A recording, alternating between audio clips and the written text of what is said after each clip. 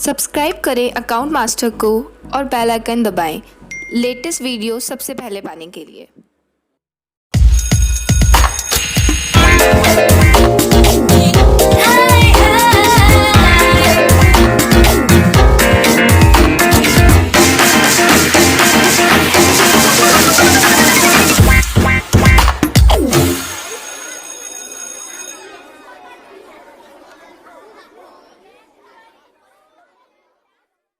Hello guys, welcome back to my channel account master, जहां मिलेंगे आपको अकाउंट्स के सभी सॉल्यूशन। हमने अपने पिछली वीडियो में कॉल्स इन एडवांस और कॉल्स इन अरियर का कंप्लीट कोर्स समझ लिया है। आज मैं आपके लिए लेके आई हूं इशू ऑफ डिबेंचर, जो भी इशू ऑफ शेयर्स का ही पार्ट है।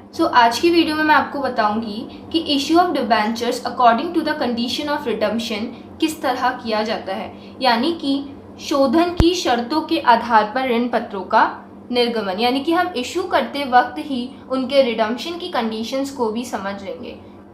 बिना टाइम वेस्ट करते हुए ये क्या होते हैं, इनकी जर्नल एंट्रीज कैसे होती हैं, इन्हें कैसे सॉल्व किया जाता है, स्टार्ट करते हैं। So let's get started. पहले मैं आपको थोड़ा सा बेसिक बता देती हूँ कि जब कंपनियों को पूंजी की रिक्वायरमेंट होती है तो वो अपने शेयर इशू करते हैं। जिस तरह से शेयर इशू किए जाते हैं, सेम उसी तरह से डिबेंचर्स भी इशू किए जाते हैं। इन्हें हम ऋण पत्र कहते हैं और इनको लेने वाला ऋणदाता कहलाता है, यानी कि डिबेंचर होल्डर। तो शेयर्स को इशू करना, उनका ओवर सब्सक्रिप्शन देखना, ये सब तो सभी स्टूडेंट्स आसानी से कर लेते हैं, बिकॉज ये बिल्कुल सेम होता है शेयर्स के जैसे। बट जहाँ पे लोगों को दिक्कत आती है, जहाँ पे स्टूडेंट्स को दिक्कत आती है, वो पॉइंट है issue of debentures according to the condition of redemption. सभी बच्चों को शायद इसमें प्रॉब्लम ना आए, जिन बच्चों को इसमें प्रॉब्लम आती है उन्हीं का कॉन्सेप्ट क्लियर करने के लिए ये वीडियो है। सो आप इसे लास्ट तक देखिए। Issue of debenture according to the condition of redemption ये होता है कि ये लोग डिबेंचर्स को इशू करते वक्त ही उसकी रिडम्पशन की कंडीशंस भी फिक्स कर लेते हैं कि रिडम्पशन प्रीमियम पर होगा, एट पार होगा, एट डिस्काउंट होगा। यदि डिबेंचर्स का रिडम्पशन प्रीमियम पर करते हैं तो इसका मतलब ये हुआ कि किसी इंसान ने मुझे 100 रुपये उधार दिए, यानी कि वो मुझे 100 रुपये का ऋण प्रोवाइड करा रहा है, मैं उसको उसके बदले में 110 रुपये दूंगी, यानी कि ये क्या हो गया, प्रीमियम पर मैं उसको उसका पैसा लौटा रही हूँ। तो इसे ही कहेंगे प्रीमियम पर रिडम्पशन। जबकि मैंने उससे लिया कितना था, 100 रुपये। मैंने इसके ऊपर इसको ब्याज भी दिया पूरे साल का, जितने भी साल मेरे पास ये पैसा रहा वो ब्याज तो उसने लिया ही। इसके अलावा भी जब उसको मैं पैसे लौटाने गई, उसकी जो मूल राशि है वो लौटाने गई, तब मुझे उस मूल राशि के बदले में मुझे 10 रुपये ज़्यादा देने पड़े। ये 10 रुपये कंपनी के लिए हानि होती है। इस हानि का आयोजन करने के लिए हम loss on issue of debenture खाते को डेबिट करते हैं और premium on redemption of debenture account को क्रेडिट करते हैं। तो इसकी बहुत सारी विभिन्न परिस्थितियाँ होती हैं, कंडीशंस होती हैं, तो उन्हीं को हम आज इस वीडियो में डिस्कस करेंगे। तो मैं फर्स्ट कंडीशन ले रही हूँ, जो कि है जब ऋण पत्रों का निर्गमन, यानी कि इशू ऑफ डिबेंचर्स किस पर हो, सममूल्य पर।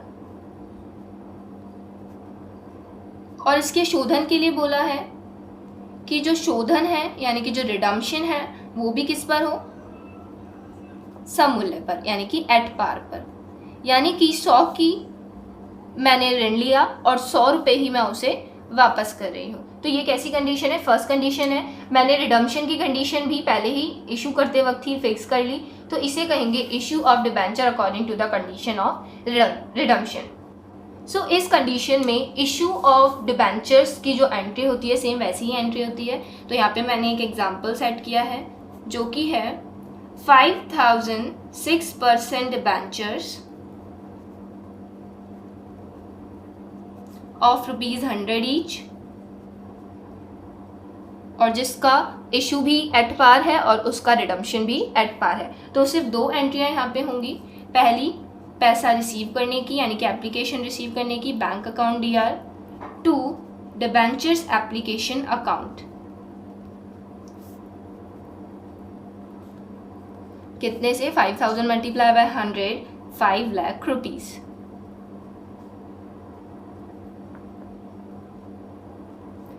ऐसे ही अब इसके ट्रांसफ़र की एंट्री होगी। debentures application account DR to debentures account 5 lakh and 5 lakh.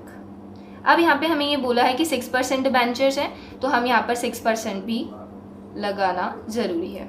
अब मैं दूसरी कंडीशन समझाने जा रही हूँ। दूसरी कंडीशन में मुझे ये बोला है जब डिबेंचर्स का जो निर्गमन है बट्टे पर है, यानी कि डिस्काउंट पर मैं अपने ऋण पत्रों को इशू कर रही हूँ, जबकि जो इसका रिडम्पशन है यानी कि जो इसका शोधन है वो सम मूल्य पर है। यानी कि जब मैं अपने ऋण पत्रों को इशू किया तब वो बट्टे पर थे, यानी कि 100 रुपीज़ का मैंने अपना जो ऋण पत्र है उसे 90 रुपीज़ में इशू किया, जबकि जब मैं उसे पेमेंट करूंगी तो कितने का करूंगी, 100 रुपये ही पेमेंट करूंगी। यानी कि जब मैंने इशू किया था तब उनसे मैंने लिए 90 और अब मैं उन्हें पेमेंट करूंगी 100 रुपीज़ का। अब यहाँ पर समझने योग्य बात ये है कि ये वो लॉस नहीं हुआ जब हमें loss on redemption of debenture खाता डेबिट करना होता है, क्योंकि जो लॉस हुआ है वो हमें रिडम्पशन पे नहीं हुआ, वो लॉस हमें निर्गमन पर हुआ है यानी कि इशू पर हुआ है। तो जो सिंपल एंट्री इशू में डिस्काउंट की वक्त करते हैं वही एंट्री यहाँ पर होगी। देखते हैं,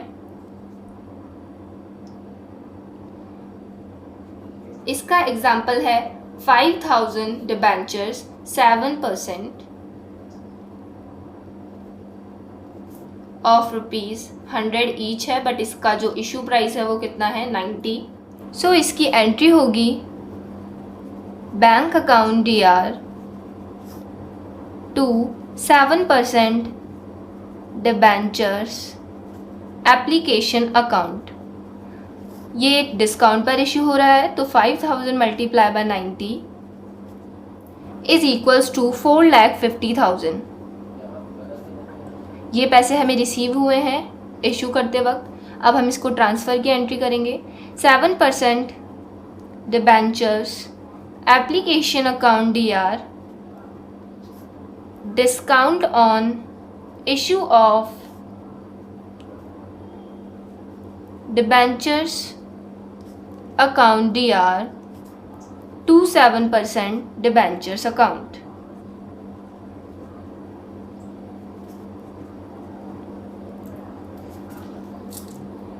मुझे 4,50,000 रिसीव हुए और डिस्काउंट मैंने दिया 50,000 का एंड डिबेंचर्स थे 5 लाख रुपीज़ के। अब हम थर्ड कंडीशन पर आते हैं जो कि है जब डिबेंचर्स का निर्गमन यानी कि इशू ऑफ डिबेंचर्स प्रीमियम पर हो। किस पर हो? प्रीमियम पर, बट जो शोधन है वो किस पर हो? सम मूल्य पर।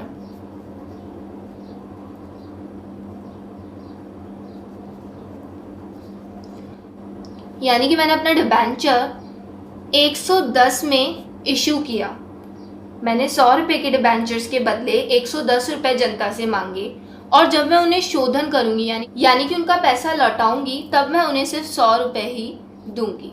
तो इस कंडीशन का एक एग्जांपल ले लेते हैं।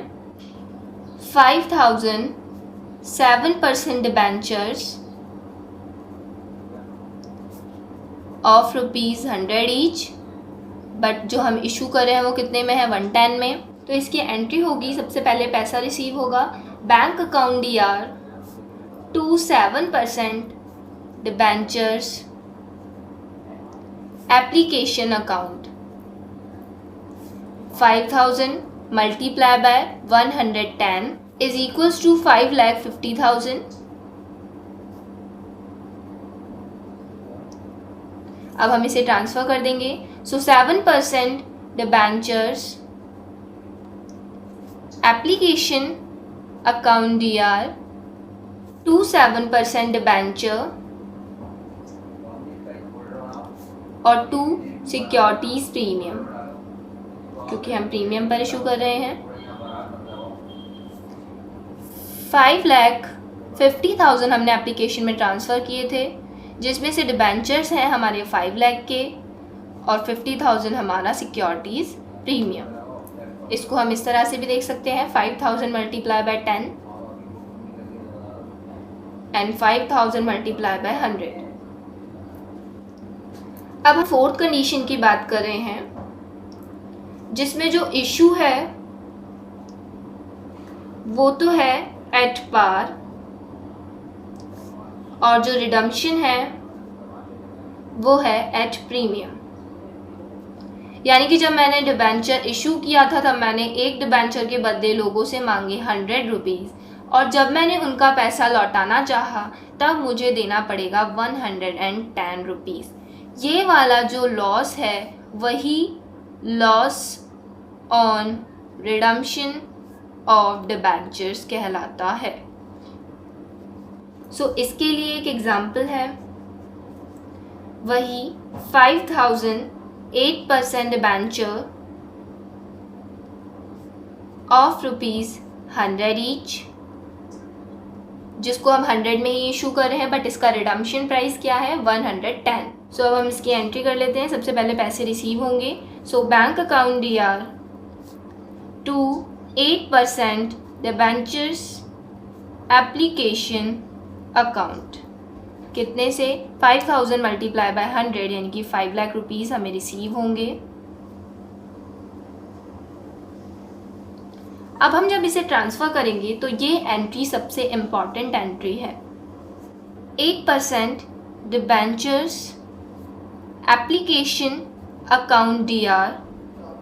मैंने आपको बोला था जब रिडम्पशन प्रीमियम पर होता है तब हमें एक लॉस होता है जिसे कहते हैं loss on redemption of debentures account. इसको तो डेबिट किया जाता है और जो दूसरा खाता क्रेडिट होता है उसे कहते हैं premium on redemption of debentures account. तो यही हम यहाँ अप्लाई करेंगे, loss on issue of debentures account DR और 8% डिबेंचर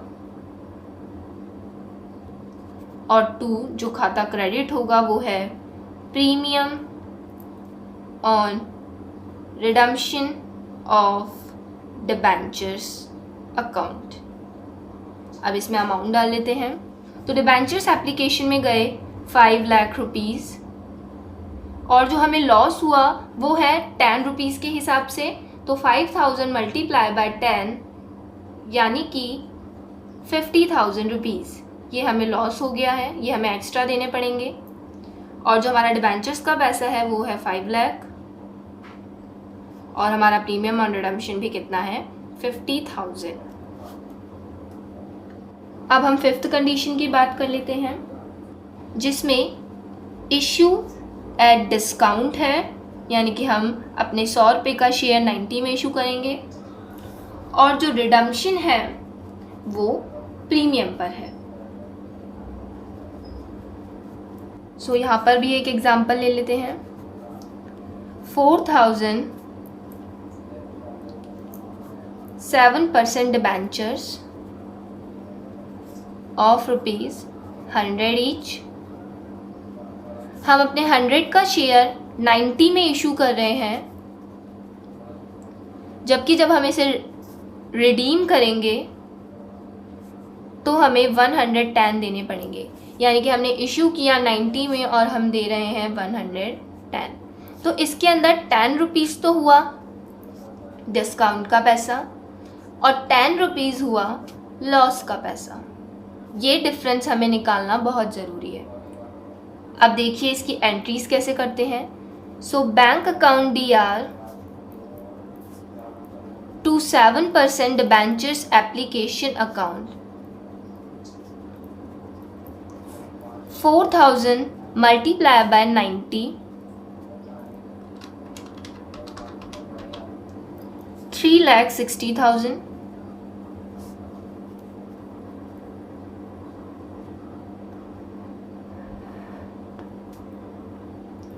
अब इसके ट्रांसफ़र की एंट्री भी बहुत इम्पॉर्टेंट है। सो 7% डिबेंचर्स एप्लीकेशन अकाउंट DR। अब यहाँ पे हमें क्या हुआ है, लॉस हुआ है। So loss on redemption of debentures account DR, discount on issue of debentures account DR। वापस समझते हैं। Loss on redemption of debenture तो 10 रुपीज़ है, मैंने यहाँ बता चुकी हूँ, और discount on issue of debentures भी 10 रुपीज़ है।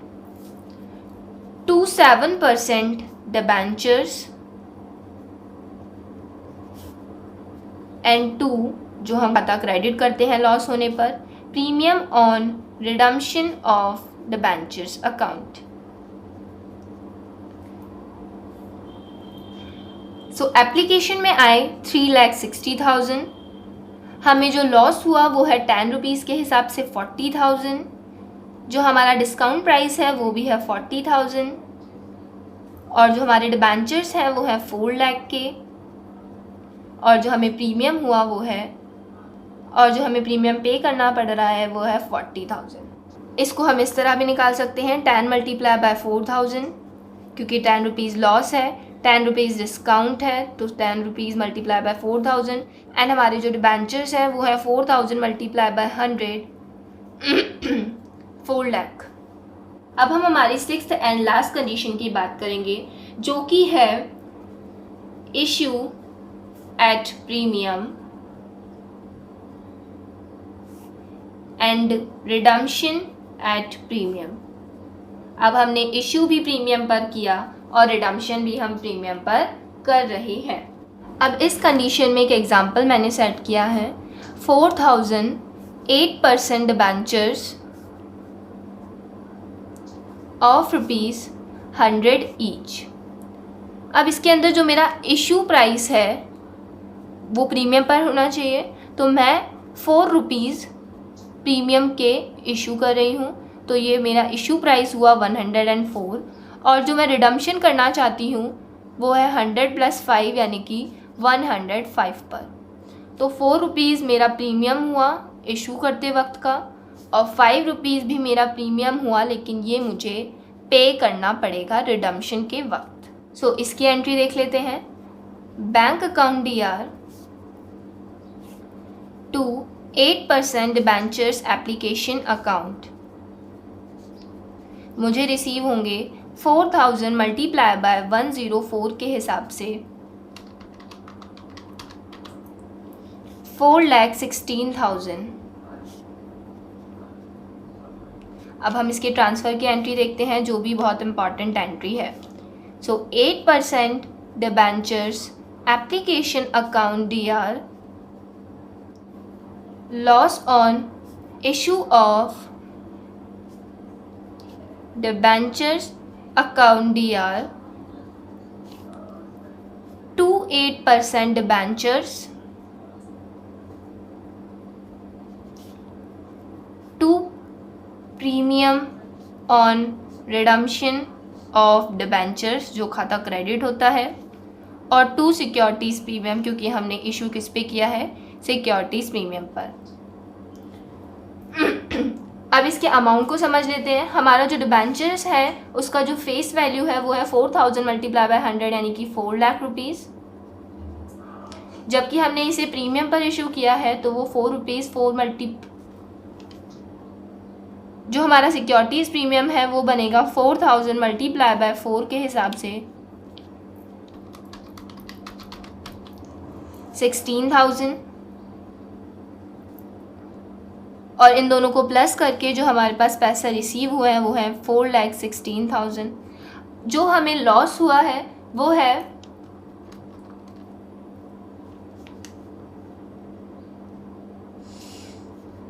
4,000 मल्टीप्लाई बाय 5 के हिसाब से 20,000, और प्रीमियम ऑन रिडम्पशन जो खाता क्रेडिट करते हैं उसमें भी 20,000। तो हमने 2 एंट्रियाँ मिक्स की हैं, एक तो ये जो हमें प्रीमियम रिडम्पशन पर करते हैं, तो उसके लिए ये डेबिट करते हैं खाता और ये क्रेडिट करते हैं, और बाकी ये जो सिंपल एंट्री इशू के वक्त सिक्योरिटीज़ प्रीमियम के साथ होती है वो है। सो मैंने आपके लिए ऑल कंडीशंस की एक टेबल प्रिपेयर करी है, आप इस पे ध्यान दीजिए। पहली कंडीशन में जो इशू हो रहा है उसका प्राइस है 100 रुपीज़, यानी कि एक शेयर 100 रुपीज़ में हम इशू कर रहे हैं, और उसको रिडम्पशन करते वक्त यानी कि जब हम पैसा लौटाएंगे तब हम उसे कितने रुपए देंगे, 100 रुपये ही देंगे, यानी कि 100 के बदले 100। सो हमें ना ही लॉस हुआ और ना ही प्रॉफिट। सो पहली कंडीशन बिल्कुल सिंपल है। अब हम दूसरी कंडीशन की तरफ चलते हैं। तो जो हमारा इशू प्राइस है वो है 90 रुपीज़, जबकि जो हमारा रिडम्पशन प्राइस है वो है 100 रुपीज़, यानी कि हम एक डिबेंचर्स 90 रुपीज़ में दे रहे हैं, जबकि जब हम उसके पैसे लौटाएंगे तब हम 100 रुपीज़ पे करेंगे। 10 रुपीज़ डिस्काउंट का पैसा हो गया, और ये लॉस हो गया हमें इशू करते वक्त का लॉस। कितने रुपए? 10 रुपीज़। ये जो लॉस है वो रिडम्पशन पर हुआ लॉस नहीं है, क्योंकि हमने ये लॉस कब वहन किया था? इशू करते वक्त हम ये लॉस वहन किया था। तो ये लॉस है इशू करते वक्त का, जैसा कि आम तौर पर शेयर्स के वक्त भी होता है। अब हम थर्ड कंडीशन पर जाते हैं। हमारा जो इशू प्राइस है वो है 110, यानी कि हम प्रीमियम पर इशू कर रहे हैं, और जो रिडम्पशन है वो वापस से एट पार पर है, यानी कि सममूल्य पर है। हमने इशू करते वक्त तो लोगों से 110 रुपीज़ ले लिए, जबकि हम उन्हें लौटाएंगे 100 रुपीज़ ही। तो 10 रुपीज़ हमारा क्या हो गया? सिक्योरिटीज़ प्रीमियम का, यानी कि ये हमें फ़ायदा हो गया इशू करते वक्त। तो ये हमारे लिए प्रॉफिट ऑन इशू है एट द रेट 10 रुपीज़ के हिसाब से। अब हम फोर्थ कंडीशन की ओर चलते हैं। तो फोर्थ कंडीशन में जो इशू प्राइस है वो है 100 रुपीज़, यानी कि जब हमने इशू किया तो हमने डिबेंचर्स वालों से 100 रुपये मांगे, जबकि हम उसे जब वापस करेंगे तो हमें 110 रुपये देना पड़ेगा। आप खुद सोचिए, आपने किसी से 100 रुपये लिए, उसका उससे ब्याज भी दिया समय समय पर। जब उसे पैसे मूल राशि लौटाने की बात आई तो उसने कहा कि मुझे कितने रुपए चाहिए?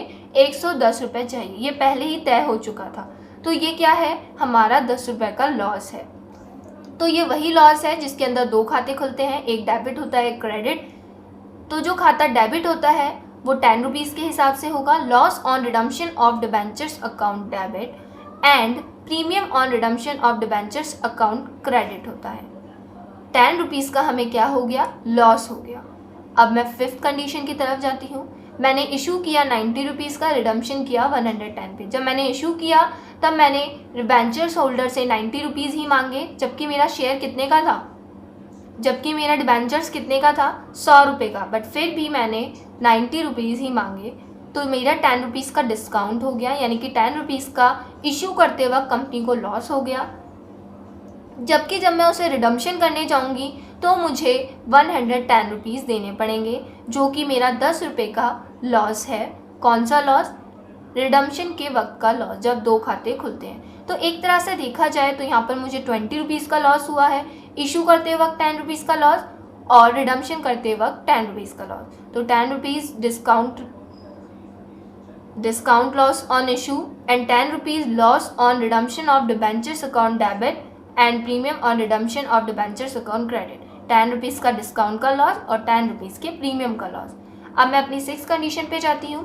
मैंने इशू किया 110 पे, यानी कि सिक्योरिटीज़ प्रीमियम पर मैंने इशू किया है, जबकि मैंने रिडम्पशन किया है सिक्योरिटीज़ प्रीमियम पर ही 112। ये प्रीमियम जो होता है, रिडम्पशन पर जो मैं प्रीमियम पे करती हूँ वो मेरा लॉस होता है, जबकि जो मैं इशू के वक्त प्रीमियम करती हूँ वो मेरा फ़ायदा होता है। So 10 rupees premium profit on issue of debentures and 12 rupees loss on redemption of debentures account debit and credit premium on redemptions account, जो दो खाते हम डेबिट और क्रेडिट करते हैं। 10 रुपीज़ का मुझे डायरेक्टली प्रॉफिट हो गया इशू करते वक्त, और 12 रुपीज़ मुझे ज़्यादा देने पड़ेंगे, तो ये मेरा लॉस हो गया। हमें हमेशा फेस वैल्यू 100 रुपीज़ माननी है और उसी हिसाब से देखना है कि हमें फ़ायदा हुआ है या loss. So thank you guys, आज के लिए इतना काफ़ी है। मैं अपनी नेक्स्ट वीडियोज़ के साथ वापस मिलेंगे। ऐसे ही मेरी वीडियोज़ को लाइक करते रहे, और कोई प्रॉब्लम है तो कमेंट बॉक्स में कमेंट करें। मेरे चैनल को सब्सक्राइब करना ना भूलें। Thank you.